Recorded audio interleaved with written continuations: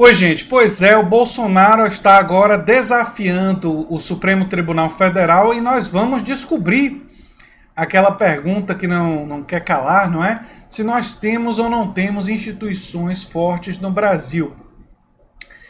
Ele claramente desafiou o STF e disse que quem manda sou eu, diz Bolsonaro, né? Ao anunciar recurso contra a decisão do STF que barrou Ramagem na Polícia Federal. Lembrando que Ramagem foi o pivô principal da briga entre Bolsonaro e Sérgio Moro, não é? Justamente o Ramagem, porque Bolsonaro queria tirar o Valeixo, que era o indicado de Moro, e vocês lembram que Moro queria um indicado dele, e Bolsonaro queria indicar o Ramagem, o indicado do Bolsonaro. E aí o que acontece é que ele realmente que não foi convencido por Moro a mudar de ideia, e isso acabou levando Moro a sair do governo atirando para tudo quanto é lado. E agora nós temos essa situação envolvendo o STF, que eu vou entrar em detalhes nesse vídeo de hoje. Agora, eu quero, antes de detalhar essa situação, dizer que quando uma pessoa com poder fica o tempo todo dizendo que ela que tem a caneta poderosa, que ele que manda e tal, eu sempre fico pensando o seguinte: se você precisa ficar reafirmando seu poder para os outros, o seu poder não deve ser lá grande coisa, não é? A pessoa que tem muito poder geralmente não precisa dizer nada. Basta vocês pensarem, por exemplo, em uma figura patriarcal que tem de fato muito poder. Eu me lembro do meu avô paterno, e quando ele estava meio chateado, né, bastava ele olhar para uma pessoa de uma forma assim mais diferente, que todo mundo sabia que era hora de, opa, figura lá tá braba e cuidado, não é? Então, quem de fato tem poder em uma determinada circunstância não precisa continuamente reafirmar o seu poder. Isso esse é um comportamento que demonstra insegurança, que demonstra tentar compensar, né, falta de potência, falta de capacidade, né, algo que é bem compreensível no caso do Bolsonaro, né? Ele desautorizou a Advocacia Geral da União, que afirmou que não recorreria da suspensão da nomeação, né?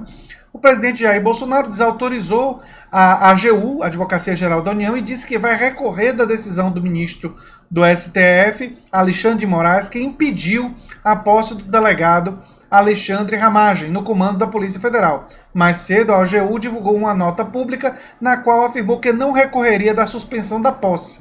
Ou seja, a AGU, a Advocacia Geral da União, disse: nós aceitamos a decisão do Supremo Tribunal Federal. Aí Bolsonaro diz: pois eu não. Olha só, é dever dela, a AGU, recorrer, disse Bolsonaro. Quem manda sou eu e eu quero Ramagem lá. Rapaz, deve ser tão importante para o Bolsonaro ter o Ramagem lá. Será que é porque o Ramagem vai ajudar ele em impedir investigações em relação aos filhos? Ou será que o Ramagem também vai fazer investigações em relação a inimigos políticos do Bolsonaro? Ele está realmente muito empenhado em colocar o Alexandre Ramagem lá, né? Deve ter um motivo, ou motivos muito fortes, né? Disse Bolsonaro que momentos antes, em solenidade no Palácio, havia afirmado que seu sonho de nomear o delegado para o cargo de diretor-geral brevemente se concretizará. Sonho? Nós estamos no meio de uma pandemia e o grande sonho de Bolsonaro é ter o Ramagem para chamar de seu. Eu não sei. Meu sonho, assim, nesse momento, seria que a população tivesse bem alimentada, protegida do vírus, não é? Que tivesse acesso a recursos para poder garantir que não passasse fome, tivesse acesso à água, não é? Que o Brasil estivesse fazendo tudo o que está ao seu alcance para poder proteger vidas humanas e garantir que o menor número possível de pessoas viessem a falecer ou ter sequelas dessa pandemia mundial que afeta o Brasil também. Esses me parecem sonhos, sei lá, mais coerentes com, né, a situação que nós vivemos, né? Pois bem, na entrada do Palácio da Alvorada, onde cumprimentou eleitores após uma caminhada, ele afirmou na noite dessa quarta-feira que houve uma ingerência do Poder Judiciário e voltou a afirmar que cumprirá o seu desejo de nomear para o cargo amigo de seus filhos. Eu quero Ramagem lá. Foi uma ingerência, né? Mas vamos fazer tudo para o Ramagem. Se não for, vai chegar a hora dele e eu vou botar outra pessoa. Pouco depois de Bolsonaro ter desautorizado a nota da AGU, José Levi, o novo responsável pelo órgão, reafirmou que não haveria recurso. Já foi dito que não haverá recurso, disse o Palácio do Planalto. Ele deu a entender, porém, que não tinha informação sobre as declarações do presidente. Alguém tem que avisar ele que o chefe está dizendo coisa diferente.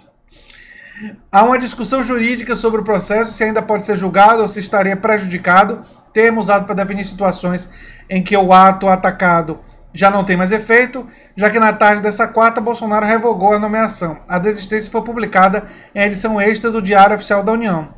Rapaz, o Diário Oficial da União tá publicando coisa com assinatura de gente que não assinou, tá publicando coisa que logo depois, Bolsonaro disse que não é bem assim.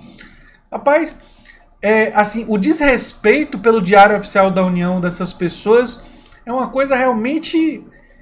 Pode parecer uma bobagem estar falando disso nas circunstâncias que nós estamos vivendo, mas eu utilizei Diários Oficiais da União na pesquisa do meu mestrado, né? Então, assim, é um tipo de documento que eu tenho familiaridade, usei na minha pesquisa, e sei lá, eu me lembro que quando eu lia na Assembleia Legislativa daqui da Bahia o documento, embora a Assembleia Legislativa estivesse povoada de clientelismo, patrimonialismo e outras coisas assim horríveis da nossa política e tal, não é nenhum elogio à Assembleia Legislativa, por favor, mas, assim, o documento em si, o pessoal da biblioteca e tal, eu senti um respeito pela documentação, por esses documentos oficiais do Estado, assim, uma certa reverência, né?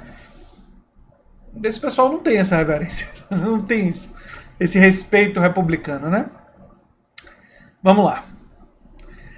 Como a decisão sobre o caso foi monocrática, a AGU pode recorrer para que Moraes reavalie o próprio entendimento ou para levar o caso ao plenário. Assim, caberia aos 11 ministros da Corte decidir se a nomeação de fato deixou de observar os princípios da impessoalidade, da moralidade, do interesse público, como afirmou Moraes, né? O ministro tem defendido nos bastidores, porém, que não cabe referendo do plenário em liminar em mandato de segurança, que foi o meio processual usado pelo PDT para apresentar o questionamento. Foi o PDT que fez isso, né? Assim, segundo ele, sua decisão não poderia ser submetida aos demais magistrados, que só seriam chamados a opinar sobre o tema ao final da instrução do processo, ou seja, após a apresentação de manifestações das partes e outras diligências que podem ser determinadas. A tese, no entanto, é controversa e outros ministros discordam, uma vez que o plenário do STF já enfrentou esse tipo de julgamento, né? De qualquer maneira, para que o conjunto dos ministros analise o caso, é necessário que Moraes libere o processo para julgamento. Depois disso, fica a cargo do presidente da Corte, Dias Toffoli, a definir data para apreciar a matéria. E enquanto isso, a pandemia está rolando. Bolsonaro ressaltou que se o recurso não der certo, ele tem várias opções para o posto. Entre elas, o secretário de Segurança Pública do Distrito Federal, Anderson Torres, antes da definição de Ramagem, o nome de Torres chegou a ser cogitado para o posto. Na decisão em que cancelou a nomeação, Moraes afirmou haver inobservância aos princípios constitucionais da impessoalidade, da moralidade e do interesse público. Ele ressaltou que, em um sistema republicano, não existe poder absoluto ou ilimitado, porque seria negativo do próprio Estado de Direito, que é o Estado dos múltiplos poderes, né, que um checa o outro.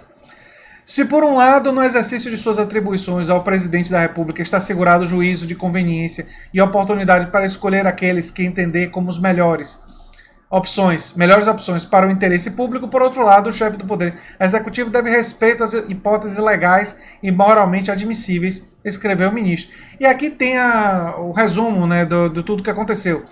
Quando ele suspendeu a nomeação, após o PDT entrar com mandato de segurança, alegando abuso de poder por desvio de finalidade.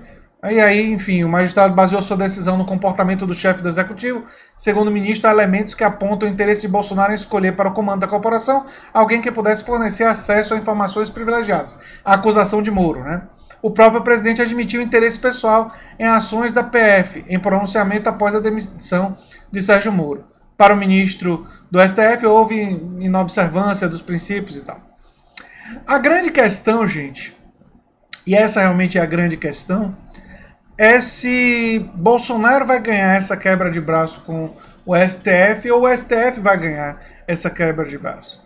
Temos instituições fortes capazes de frear os desejos de Bolsonaro de controlar a Polícia Federal? Eu não tenho certeza para essa, eu não tenho resposta definitiva para isso, e eu temo que qualquer outro nome que ele acabe escolhendo provavelmente vai servir aos seus interesses e vai fazer aquilo que Bolsonaro quer em relação à Polícia Federal, porque ficou absolutamente evidente pelo embate dele com Moro que o problema era o controle da Polícia Federal. Moro queria o controle da Polícia Federal para os seus objetivos, que não são nobres, bem longe disso, e Bolsonaro queria o controle da Polícia Federal para os seus objetivos. No caso de Moro, o que me parece mais provável, que eu não afirmo, lembrando sempre que eu não estou afirmando isso, o que me parece mais provável desde o início é que Moro queria controlar a Polícia Federal para ampliar o seu próprio poder. O que poderia incluir ter evidências em relação aos filhos do Bolsonaro ou em relação ao próprio Bolsonaro para chantagear, negociar, enfim. Isso não é uma afirmação, mas eu me baseio nessa possibilidade no histórico pregresso de Moro com relação à Lava Jato, com relação a tudo que foi divulgado pelo The Intercept Brasil. Ou seja, me parece um comportamento coerente com o histórico que já ficou demonstrado por ele. Isso significa que a minha probabilidade, essa possibilidade, ela é baseada, não é, nesse histórico pregresso, mas ainda assim é uma hipótese, não é uma certeza. E no caso de Bolsonaro, a hipótese que me parece mais provável, essas coisas a gente não pode afirmar com certeza absoluta, é que a investigação começa a se aproximar dos filhos, a investigação, várias investigações envolvendo fake news, envolvendo Marielle, outras, e ele quer ter o controle da Polícia Federal. E ele também quer usar a Polícia Federal para atacar seus inimigos políticos. Ele provavelmente quer que a Polícia Federal invente alguma história de que o atentado sobre ele foi responsabilidade de algum partido de esquerda, né? Isso não parece ter evidências, mas parece ser um desejo dele. A fala dele sugere isso. É importante entender que na análise política, gente, a gente nunca tem, ou raramente tem, todas as informações disponíveis. Por isso, para fazer uma projeção de cenários possíveis, nós temos que nos basear no que está disponível e no histórico pregresso dos atores sociais ou agentes políticos, dependendo da sua orientação teórica, não é? Mas das pessoas que estão operando esses poderes, não é? O histórico, aquilo que eles fizeram antes, como eles se comportam, são as evidências, são os indícios que a gente tem para projetar interesses e projetar intenções. Nós não podemos afirmar essas intenções, mas são as coisas que a gente tem disponíveis para fazer essa análise, para fazer a construção desses cenários possíveis, né? E aí, muitas vezes, a realidade vai mostrando esses cenários se confirmando, né? O cenário possível, por exemplo, de Moro ter pressionado Bolsonaro e depois ter pedido de demissão quando não foi atendido, está praticamente confirmado, assim como outros cenários possíveis que a gente já discutiu aqui no canal anteriormente, né? Vocês lembram do caso da Tabata e que eu projetei uma série de cenários possíveis e as minhas projeções acabaram se confirmando também, né? Baseado nas evidências que eu tinha disponíveis naquele momento, né? E é sempre assim que a gente vai desenvolvendo essas análises. Se você gosta do que a gente faz na Nova Máquina do Tempo, se inscreva, dê um like, compartilhe, divulgue o nosso material. Eu sou André Teixeira Jacobini, tem links das nossas redes sociais, nosso apoia-se no comentário fixado. Um abração e até o próximo vídeo. Tchau, tchau.